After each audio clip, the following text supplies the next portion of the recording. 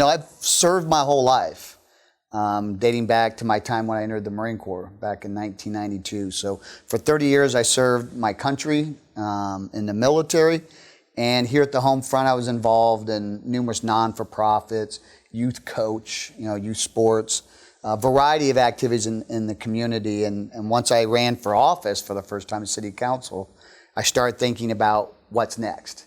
And as I was nearing retirement from the Marines, I just felt like I was being called to do something more than what I was doing.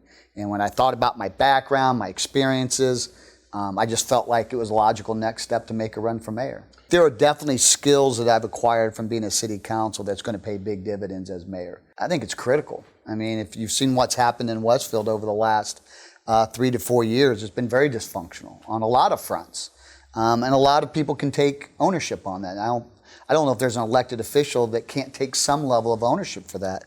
But it certainly hasn't benefited the taxpayers. It hasn't benefited our residents. And we brought our city to a screeching halt. And it's time to work together. Organizations work better when you have diversity in ideas and experiences, and you're willing to share that and compromise and find a win-win scenario. I think people wanted to see Westfield evolve.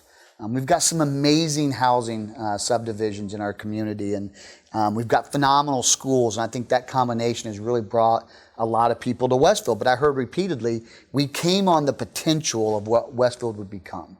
And they said, nothing's happening. There's no restaurants, there's no shops, no businesses here. It's just great homes and a good school district. And I think everybody wanted to see us get to that next level. Somebody that was committed to driving good development into our community. Yeah, so we've been compiling a lot of things. We've obviously looked at the staff, how we want to function moving forward. We've looked at processes and systems in place and changes that we might want to make there. I've spent a lot of time on infrastructure. We're still working through that plan. In fact, we got a meeting next week to hopefully get that to the finish line, but we're prioritizing how are we going to deal with the infrastructure challenges in Westfield, and how are we going to pay for it? We brought in an outside consultant to look at Westfield's finances, to advise us on our stability there and our ability to invest in Westfield moving forward. So we've looked at it from a lot of different corners. I've also spent a lot of time with developers talking about revitalizing downtown, our industrial corridors. Where do we want to see things happen? I worked with Dan Moyer and DWA to finalize a revitalization vision for downtown. And we just released that a couple of weeks ago. So we've been very busy at work trying to get things in line so that we hit the ground running in January. Yeah, I'm very much a strategic thinker, and that probably comes from my 30 years in the Marine Corps. We're very strategic in everything we did. I'm a planner. I want to see things in writing. I want to be able to touch and feel it. But I'm also very transparent as a communicator, and I want to be able to share this with the community. It's not my city. I'm just the holder of the key to get Westfield to where it needs to be. It's the residents of Westfield City. And so, it's important to me that we develop this plan with residents helping us along the way and buying into that vision. So, several things over the next few months, once we take office, will be just communicating these visions and receiving feedback from the community and making sure we're on the right path. But yeah, I very much like to plan and be strategic in how we do things. I want to revitalize downtown. It's absolutely critical. We've got some wonderful restaurants. Over the last few months, a lot of those lots downtown have been purchased by restaurants who believe in my vision and want to come in and be a part of that.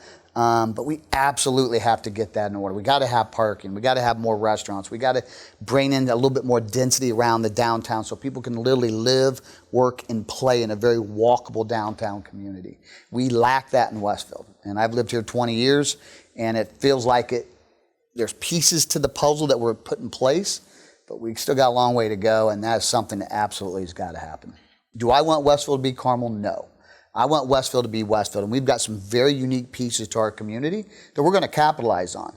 But I would lie if I said I'm not going to look at Carmel, Fishers, Noblesville, Dublin, Ohio, Austin, Texas, Peachtree, Georgia. We're looking at communities all across the country and trying to find the good in what they're doing, and let's replicate that or take it to the next level here in Westfield.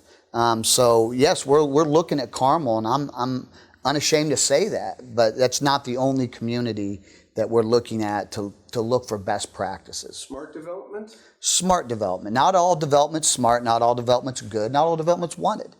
But we're going to do things differently here. We're going to revisit that comprehensive plan. We're going to really lay out in that first year or two of my administration a vision for Westfield, not just for today, but for the next 20 to 30 years. Because the reality of it is I'll be long gone before Westfield stops growing. And it's important that things we do today set us on a path that's going to impact Westfield for the rest of our city's history. And so we got to be very thoughtful in what we're doing.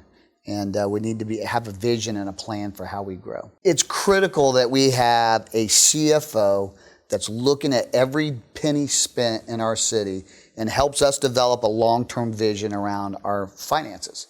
Right now, we contract that out and we hire consultants to consult us in a variety of different ways. So you've got all these different hands in a cookie jar. When you look at our city, it's in $90 to $100 million business. How many $90 to $100 million businesses out there don't have a CFO or an accounting manager for that fact? It's amazing that it took us this long to get here. I'm thrilled that we got here. I'm thrilled it was a unanimous decision. But it's absolutely critical to have that CFO in place that's going to guide our city, moving forward. And that's what Class 2 City gives us. Last word. On anything? On anything. Man, I'll tell you, for the last 90 to 120 days, I've been laughing at people. I feel like I'm the mayor of Westfield. I'm just not getting paid to be mayor of Westfield. We've been working incredibly hard behind the scenes to get our city ready for this next phase in our city's history. And I'm incredibly grateful to Mayor Cook for giving me the ability and the latitude to do what I've been doing.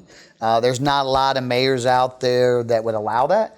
And certainly you look historically where, especially when there's a party change, you walk in and they've taken keys off the keyboard and everything's gone. And Andy's given me the keys to the car, and he's even let me take it for a test drive over the last few months. And I'm very appreciative of that. And I think it's going to benefit the city moving forward.